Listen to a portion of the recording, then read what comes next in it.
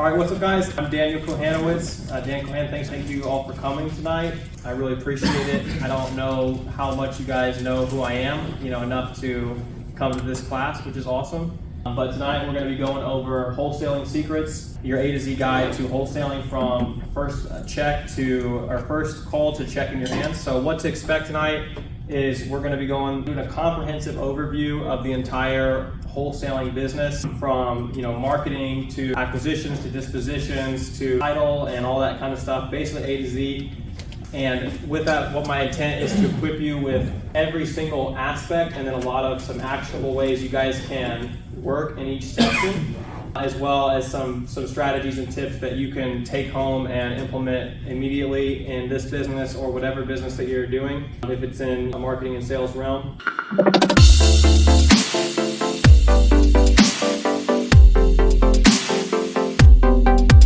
With that, wholesaling as a topic is going to take a lot of study to really master this. Like, I can only teach you guys so much about it in a couple hours. I've literally spent hundreds of hours studying this stuff, and it's definitely an easy to understand but hard to master type thing, as with any business. So I'm going to give you guys some resources if you really want to take this information. This will give you enough to start taking action. I'll give you some training and some resources after this that you can get into and really deepen your knowledge in every single area that I'm going to show you. But wholesaling has been very profitable for me, and in the relatively short time that I've been doing it. And I think that anyone can be successful if they just put in consistent effort into the right areas. You can make money in this business, or if you are just looking for off-market deals for yourself, if you're flipping or something like that, you're going to learn how to do that here tonight as well. All the skills are exactly the same size. Instead of just selling it to somebody else, you're keeping it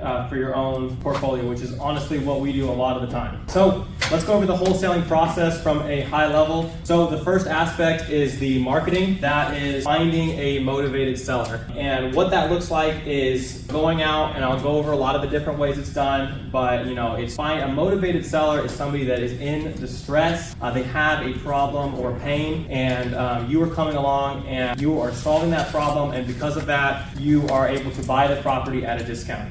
So, and then the sales aspect, which is once you have that, you've identified that seller, acquiring the property. So that is a lot of relationship building, rapport building, negotiating, and solving that seller's problem. The nitty gritty, it's very sales. It requires really get in touch with that customer, solve the problem, and that way you can get the deal under contract. And then, from there, once you have a deal under contract, the next step is to find a cash buyer to buy it. And so we'll go over that. We'll go over how to do the title work, how to do the contract, and then also how to find a cash buyer. A few strategies that I have used personally that have been very effective in finding cash buyers. And then we will go with the disposition the same, finding the cash buyer, but also how to market to them, how to actually sell the property, because it's one thing to get the property under contract. I would say that 80% of the work is just finding the motivated seller and negotiating, getting that great price. But after that, you actually do need to sell it to the end buyer.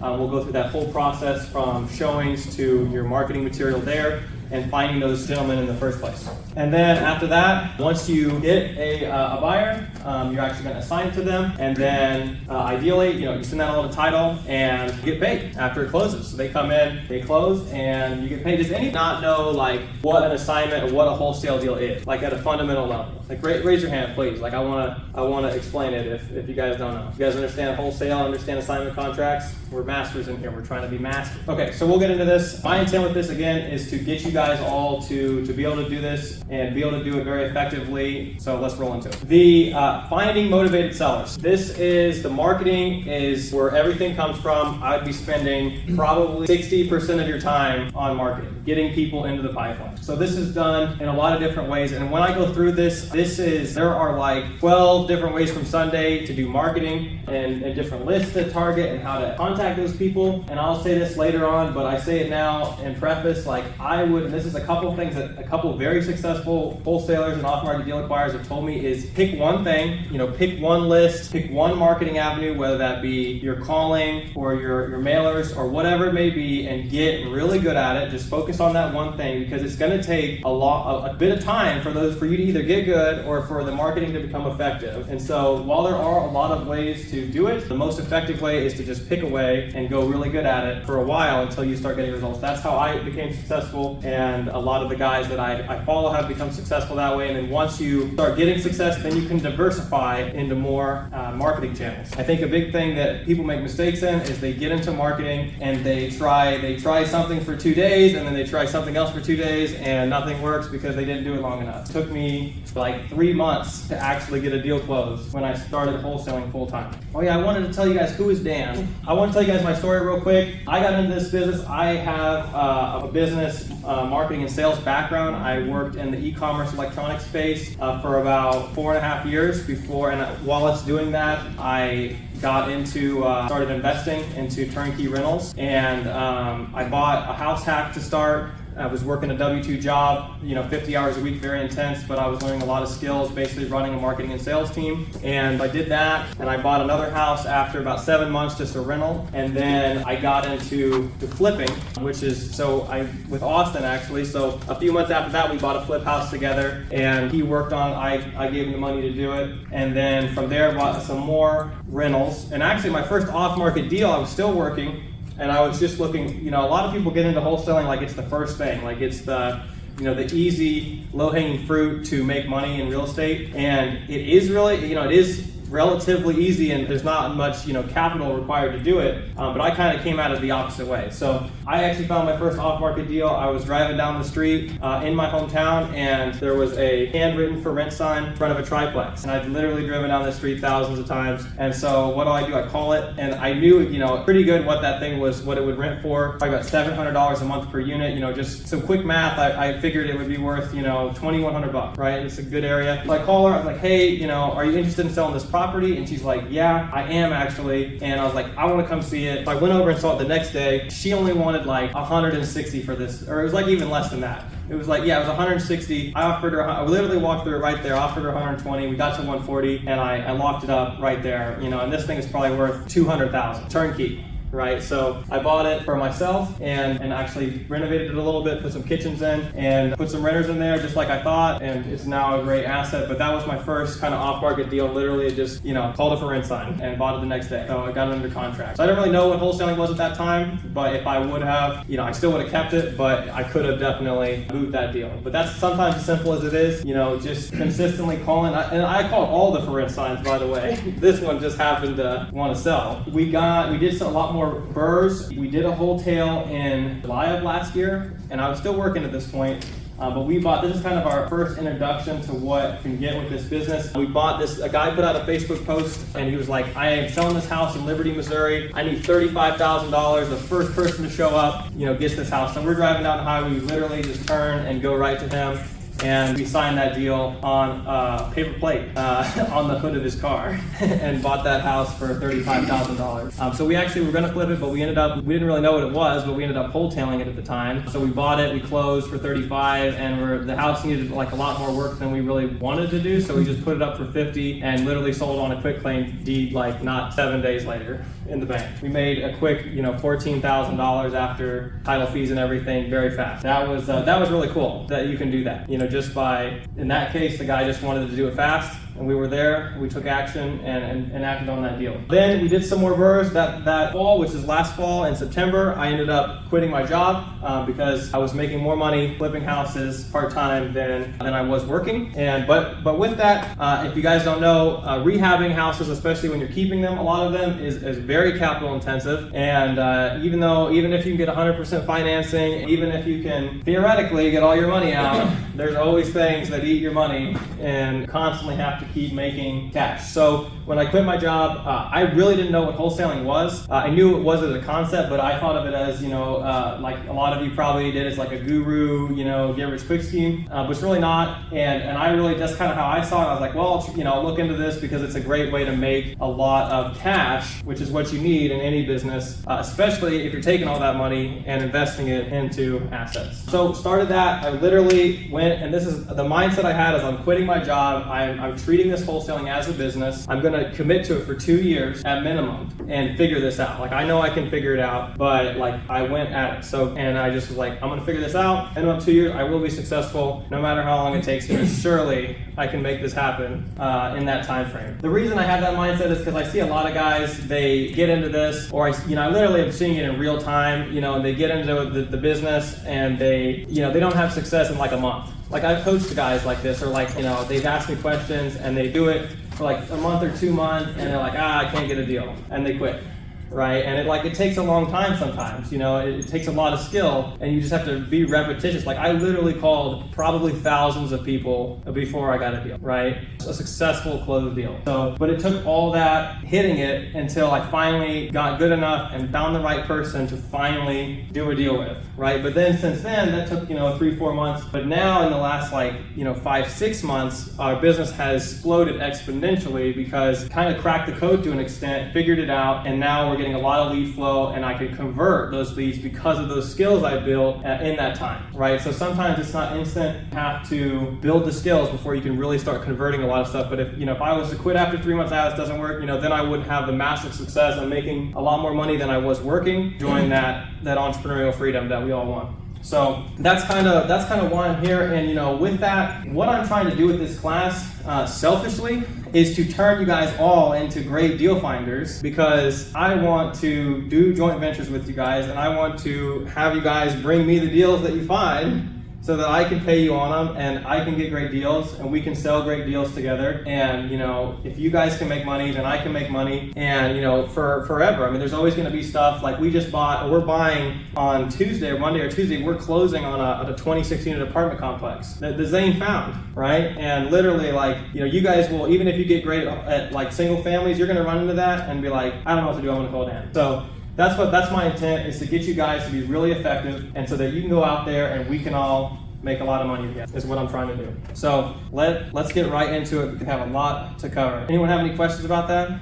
Okay. So the first thing to find in your motivated sellers is you have to have a list. So you have to be marketing to somebody. Generally, that's a list. So with that, the most common is going to be your foreclosure, pre-foreclosure list. These people have super high motivation, but they're also super competitive. They are getting bombarded with calls. They have very high pain, but there's usually juicy. And you get one, which we've closed a couple. They've been very profitable for us. So the best way to get a hold of them is usually texting or door knock. Sometimes phones, but because they get so many calls, they don't usually pick up the phone. Because a lot of people are calling them to try to either buy their stuff or some other reason. So you have your vacant/tired landlords, or absentee owners. These are kind of all similar. These guys you see a vacant property is a big one. This is like your driving for dollars leads a lot of times, is your vacant, kind of rundown houses. We've gotten a few of those as well. Those are great because, the owners, the house is in distress and the owner doesn't usually care about them, and so those are good. They're not usually as motivated, but if you can get them to sell, then they're usually really good. Then you have your code violations, same thing. The city's after them. Those can be had. There's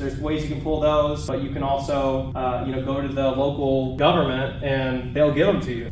Because the government want to get these houses fixed, right? They want to get these stuff running and on the rent rolls. So they're usually these local stuff are usually very friendly with giving you these problem lists, because they want to eliminate the problem. Water shutoffs. We've pulled this I don't know if we've got any deals on it, but that's just like people that had their water shut off for 2 months in a row, generally indicating the property is either vacant or that the owner or whoever's living there is broke because they can't even afford the water. Thus, there's distress. High equity is not necessarily in pain, but they have enough equity to where you can do a deal with them. Generally, that's like 50% or more equity in the property. Eviction list is lists that you can pull from the government, and as well as there's a lot of sources resources for that. That's, you know, that they just had an eviction that's going to tie up to your tired landlord. We literally just got a deal under contract on just like last week and already got it assigned, and that was from a postcard. And the gal, we sent her 4 or 5 postcards, but she picked it up. She just got done evicting a gal. She called me and we got the deal done. And it's because, you know, she had an eviction, she's tired. She's like, you know, I don't want to deal with this anymore. So that's going to be our biggest assignment yet, is that deal. Okay, so these are a couple ways that you can get the foreclosure leads, as well as your probates and some others. And so all the foreclosures, so foreclosure is like a lawsuit that they file against the seller, the mortgage company does, and those all have to be publicly posted. So this Missouri Public Notices is just a website that posts the newspapers. They have to be posted in newspapers, so you can literally go on here. They even have a search for foreclosures, and you can see every single county in Missouri, and every single day they come out. You can go here and manually look and see if something's been foreclosed. And then you can do some things I'm going to show you and find out who it is and start marketing to them. This is probably one of the fastest ways to get the information. This is the same thing, but in kansas.com.us, and this should be on the resource sheet as well for you guys. This is like, I think they, you know, depends on the county, but they come out every week, you know, if they have some in the county. Do you buy more in Kansas versus Missouri, or does it really matter? For us, we bought more in Missouri, but we bought quite a few houses in Kansas as well. We have 6+ houses in Kansas that we've bought. Probably bought more in Missouri just because we're around here more. It doesn't really like matter, I guess. I know, you know, it's harder to buy, you know, like the foreclosures, you know, more difficult here or there. That's why. Yeah, I don't know. I mean, I haven't noticed anything. Some of them are, I think Kansas has some different rules, I think, when it comes to foreclosures, but generally from buying, it's really not any different. I mean, you just have to look at the county. Usually, like we bought a lot of stuff in Leavenworth. And some counties, like, they're more accessible to get stuff. Like, if you go to the recorder's website, some of them let you go on there and search for free. You know, a lot of times you're looking for, like, appointment notices, because that's, like, one of the first notices that the attorneys will file for these mortgage servicers. You know, so it just depends. Like, some counties will charge you to do a search, some counties won't. So I would say it's more county by county than state by state. Yeah. But like, if you want these, like the good list and the good leads, like I'd recommend making a relationship with all these local governments, and you can literally email them or walk in or call them and pull a lot of this data, and even get like automated, you know, where they'll send it to you regularly. Some of them are free, some of them it's like a nominal amount to get it. But this is, I mean, save literally like having dinner with the lawyers that file the foreclosures. Like, this is like the fastest way, which for foreclosures is extremely critical, because they're like, people are on them like instantly when they come out. So it's all about speed. Or if you have kind of a dingbat seller that wants to wait until the last minute to try to solve this foreclosure problem. But generally, you know, as soon as they come out, people are getting a solution. So another way to build a list is driving for dollars, and that would be just driving around, literally looking for distressed looking houses, whether it be they need work, or there's junk, or there's overgrown like growth, you know, on the house, like it just looks like it's not being well taken care of. I would add all those to a list. You can use either Deal Machine, is probably the most popular. We've used Batch Driving, which is integrated with Batch Lead, but honestly, probably going to go to Deal Machine here pretty soon. Batch Driving is kind of clunky. And then, so once you build that list, you're going to need to market to the sellers, and that is done a few different ways. I'm going to focus more on the kind of the more entry-level ways to do this, which I'll go into, that require, you know, little to no money. You can start doing very quickly. There's a lot of other ways to market to people, but paid ads on the internet, or, you know, TV ads and stuff, but those require quite a lot of capital, and probably at a more advanced level would you do that. First one, sending mailers. So this is it's expensive, but it's, you know, passive and semi-effective. It takes a long time. So me and Austin started sending mailers probably 4 or 5 months ago, and we have gotten this one deal off of it. We had another deal come from it, but it kind of fell through because the seller was a squirrel. But we might tell that story. But these are good. These are inbound leads, so they're usually very high intent if the person's getting them. They just take a while to be effective. Like, you have to. This is something you've got to commit to for at minimum 6 months, probably longer, because people get them. Like this gal we literally just bought a house from. She was down in Springfield and had actually she's got 3 houses up here. We're buying one of them. She's probably gonna sell us the other 2. We were able to buy that very deep, and because she called us and wanted to work with us, and so she was very high intent. But again, that was like the 4th, 5th one that she had gotten. You know, she just thrown the other ones in the trash. So that's gonna happen a lot. You might be great if you're getting like a 0.5% response rate on those mailers. So you send out, 1,000, you're getting like, what is that, 5 people calling you, and it's like lower for us. I mean, even so, but if we get one deal, it's like, what did we spend on mailers, Austin? No, probably like 4 or 5 grand. Yeah, 4,000 or 5,000 we've invested, but if we do this deal, it's going to be like a $30,000+ assignment we're going to do on this one. So it'll be paid for a lot. Next way is your cold calling, which is free/cheap if you get a dialer. It is time consuming, but it is very effective. It does take a lot of calls, but if you get somebody and you can get a good pipeline going, this is how I started. Literally cold calling. I cold called realtors, and like we'll go into a little bit, and then I shifted from that to pulling a variety of lists and cold calling them. I did get my first deal. I wasn't able to close it, but I contacted a realtor. He referred me to a seller in the inner city. I went down there, and the guy had 3 houses. He was asking $110,000 for.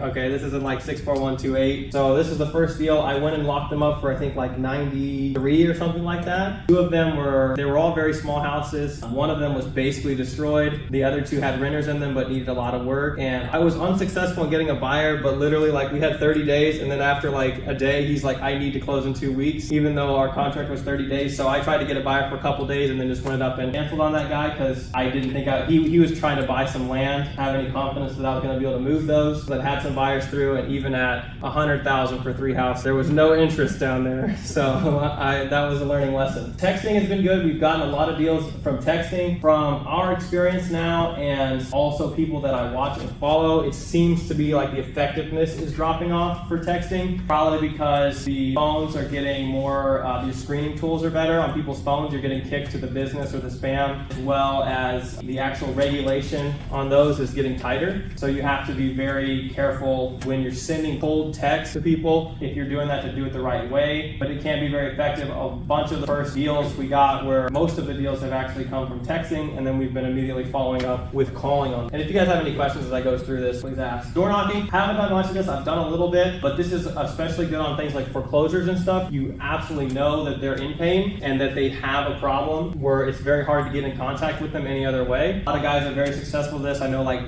Jared Peterson, him and his crew do this a lot. I have done a very little bit, but he says, he's getting a lot of deals by, if you get in the house and you're able to establish that relationship, it's very likely that you're going to be able to get that deal. You can get in there and solve their problem. Another method to do this is Realtor Outreach. This is kind of like the astro flipping method, which is Jamil Damji and Pace Morby's group have coined it. But this is basically just reaching out to realtors, building relationships with realtors, and then just getting their pocket listings and deals that they don't put on the market, or they have a seller that doesn't want to list it or whatever. And that's what it is. So you're doing a lot of cold calling, cold reach out to realtors and building a relationship with them, and then they're sending you deals. So it's really relationship marketing. I have done this a little bit. Like I say, that's how I kind of got my first deal, and it can be very effective as well. The other young guys that's recently started wholesaling, Stevion, I don't know if you know, this is what he does, and he's been able to get quite a few deals doing this. One thing I will say, you can get deals because realtors giving them to you, and they usually have a relationship with that client that they're referring, so it's usually good. But a lot of the times, it's probably going to be pretty slim, the actual assignments on those, because they already are semi-aware of what they're worth, and they're really just, if you can get it for a slight discount and sell it, but you're probably looking at less money per deal, just because they're already with the realtor. They kind of already have a sense of value. They just may not want to list it for whatever reason. This is a great way. In line with this is also JVing with other wholesalers. This is kind of how I actually got my first actual check, was JVing with a wholesaler, dispo size, so I was selling it. So if you're really going to build a real business, I probably wouldn't rely on this, but you can do it effectively. I did the first 3 deals I got as a wholesaler were JVs. I think I made $2,500 per deal, and they were very small. But the first one was another wholesaler that had a dead deal in Independence. She had tried to sell it and couldn't. So I literally went, hey, I think I got a buyer for this. I was like, why don't we see if the seller still wants to sell? Because they just fell apart, and the seller couldn't find anybody. She couldn't find anybody. We got it under contract again. I literally made a couple calls and was able to sell that property in a day. And the seller got paid. We got paid, and that was one of my first or second deals that I did, was that deal. So that kind of got me rolling. I was like, okay, we can do something. So that can be a good way to go, but you can spend a lot of time wasting time trying to get someone's deal and mark it up and kick it out, and you can make a lot of money doing it, but I would try to build your own source of leads as well. Anyone have any questions about that? Okay, so let's go into after repair value, ARV, and this is, what that means is what the house is worth fixed up. So you need this value to calculate what you're gonna offer. So one way to do this is kind of the traditional way, is to, what's your offer price is your ARV. How we do it is typically 0.65 is our max on most stuff, and minus repairs, and then that's our max allowable offer. So what we're doing is say the property is worth $100,000. We're timesing that by 0.65, so we're trying to be, the flipper needs to, or we need to be all in at 0.65% of the ARV, so we're at 65,000, and the minus repairs. So if that house needed 20,000 in repairs, we would get to 45,000, and that would be our offer price. The max offer price that we give the seller for that house would be 45,000. For this hypothetical example, for easy math. So that is a way to calculate that. Now, to do that, you need to know generally, what the repairs are going to be, and also what the ARV is, which we will go into how to get those. Does that make sense to everybody? And the reason you have to buy it at 0.65 is because you're going to sell it to somebody who needs to be all in at 0.7 or 0.75 all in price. That's where you make your margin, is that 5% of the ARV as a wholesaler. Because you're selling it to the flipper who's going to buy it, he's going to make his money, and everyone can live happily ever after. So the other way, if you really want to do wholesaling as like the ARV method is great, especially if you're flipping, if you're buying deals for yourself. That's probably how I would underwrite stuff. If you're trying to wholesale to move deals, and this is probably what I'm gonna shift to quasi, especially as we build up and kind of scale our business, is just getting whatever the Zillow price is, timesing it by 40 to 50%, and offering that as the max offer, because that's going to get you. So I've been watching a lot of content, and Zillow, Realtor, and I think Redfin, I've gotten really good at figuring out what houses are worth. Like they're within,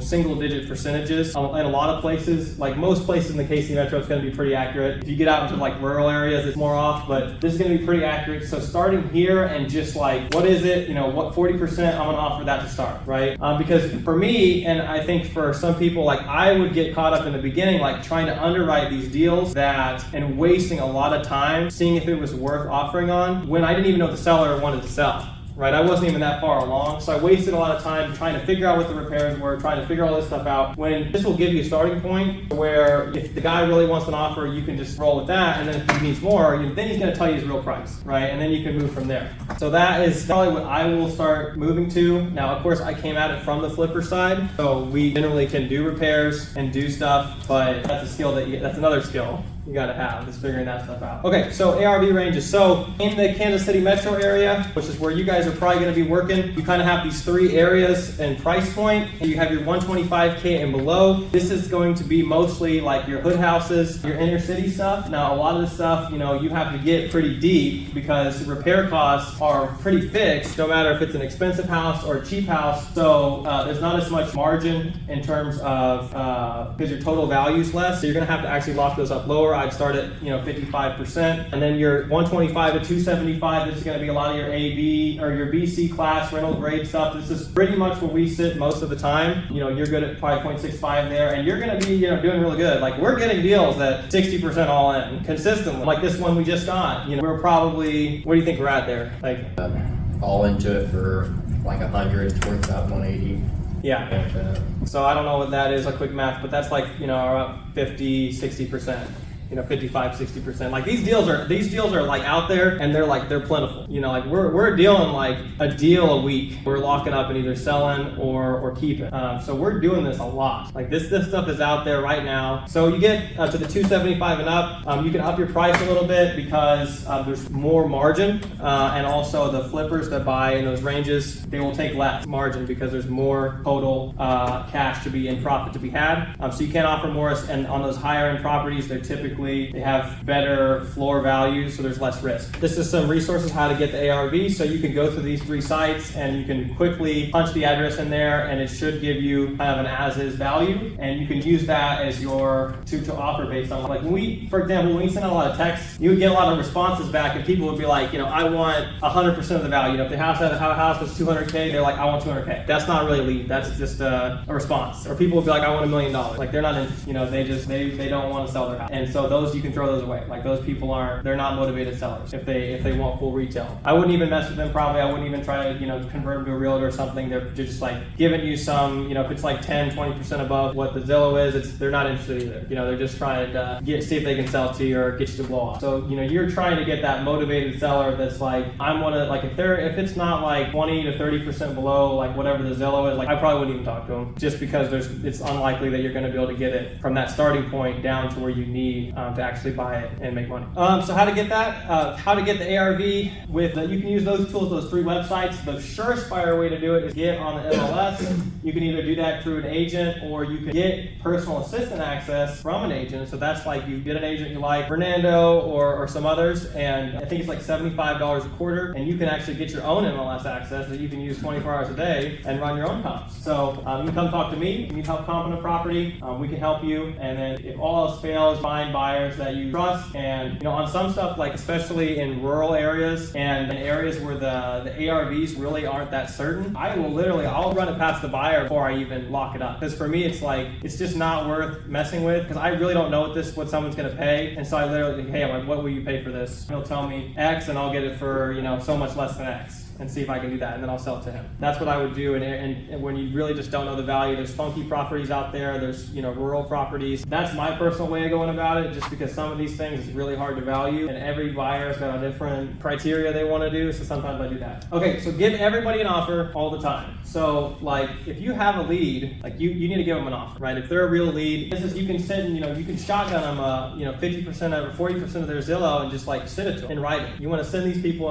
an offer in writing, because some of them may convert. Even if they say they're not interested or they want a certain number, they may come back at you and be like, oh, I want this price, and it may be higher than your offer, but it's still within a range that you can work in, right? Like for example, and I think it's coming up here, but we had a deal where we texted a guy. He wanted $200K for this house, distressed, and the house was probably worth around $200 fixed up, and it needed work. And I just like, whatever. I think we texted back and forth with this guy because it was in the beginning. I didn't really know what I was doing as much, but we kind of pinged back and forth for like a month with this dude. He comes back, and because I was like, he wanted to list it, and I was like, well, Austin at the time's a realtor, so we're like, hey, let's do a listing appointment and let's see if we can list this house. You're not like in crazy land. So we try to go over there, we try to set up a time. Finally, we get a hold of him to do this, and he's like, I don't want to list it. I want a cash offer, right? I want to sell this house cash. I don't want to list it. And so we offered him like $100,000 for this house. Yeah, he wants 200. We offer him 100. He's like, I'll do it. It's just like, sometimes it's just like, but we gave him an offer, we're like, yeah, well, it was so low. Like that was an offer, I cringed at. I was like, he's not going to take this. Like, just make him go away, right? So it's like, what's going on? So we found out some stuff we're going to go do a case study on this guy. We found out some things in the sales process, why he took that offer, but at the time, it was not evident as to why he would do that. Because he could have easily listed this house as is, probably made, $160 or something on this thing. He had the time to do that, but for whatever reason, he took our low offer initially. Okay, so repair cost worksheet, you can't see it. This is, at the bottom there, it says to add $10,000 to each of these numbers, because I think this is actually low in reality. But this will give you, ballpark of what things cost. I add $10,000 to every one of these things, because I think that it's low from my experience. And we've done a lot of rehabs recently. I mean, he'd be able to tell you, he estimates rehabs all day. So add $10,000, that'll get you good. What do you think, is that $10,000 fair or more? It might be more. Okay, 15? Yeah, I'd say 15. Okay, add 15 to these numbers. 15,000. Take a picture, add 15. That'll get you a good spot. Because this stuff is expensive, guys, to rehab these houses. Okay, so cash flow comping. So in some areas, like inner city and rural, like we've been doing a lot of deals in Sedalia and now in Warrensburg as well, and even like